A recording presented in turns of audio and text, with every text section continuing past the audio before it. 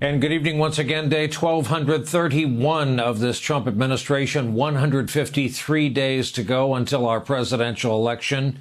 And this is the 9th straight day of protests ignited by the death of George Floyd at the hands of police. Many marchers and rallies going on in defiance of curfews in many cities right now. They are all taking place tonight as all 4 officers who were involved at that arrest scene now face charges stemming from Mr. Floyd's death. This afternoon's announcement brought this reaction in Minneapolis. We got all 4! We got all 4! We got all 4! We got all 4! We got all 4! We got all 4!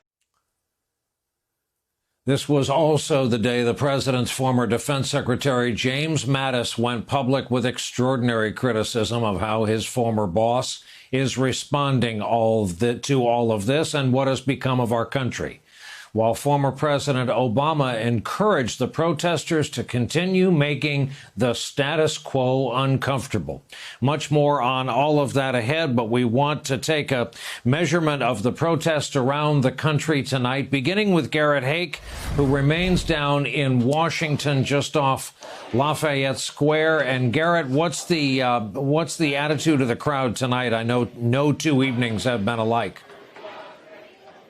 Yeah, that's true, Brian. Today was another enormous protest here out in the streets near the White House. And today was the first day that I detected a certain element of joy, perhaps coming from that arrest today.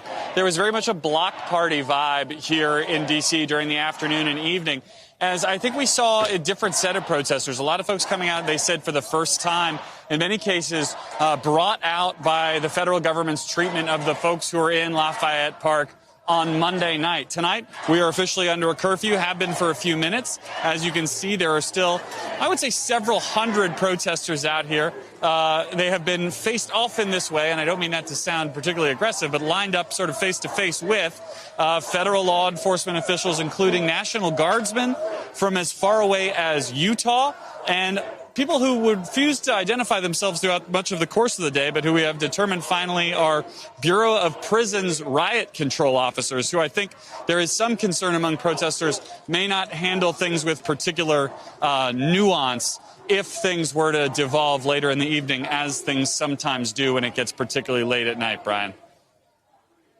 No knock on your home state, but Garrett, I know a number of those Bureau of Prisons guys are from Texas. You mentioned the Guard in Utah.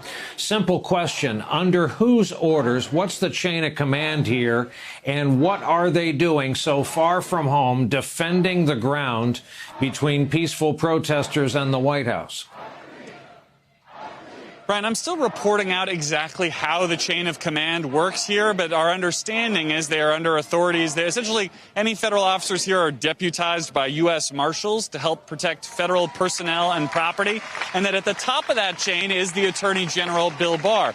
But it's unclear to me exactly whether he has sort of micro-level operational control. Typically, in these kind of unified responses, D.C. police play more of a role. They have not been happy with the way that the feds have conducted themselves on city streets thus far over the last few days. So that's something we are still attempting to run down. And it is, I might add, a uniquely D.C. problem, where normally a governor would be at the top of the food chain here. We're not a state. We don't have that level of authority up here.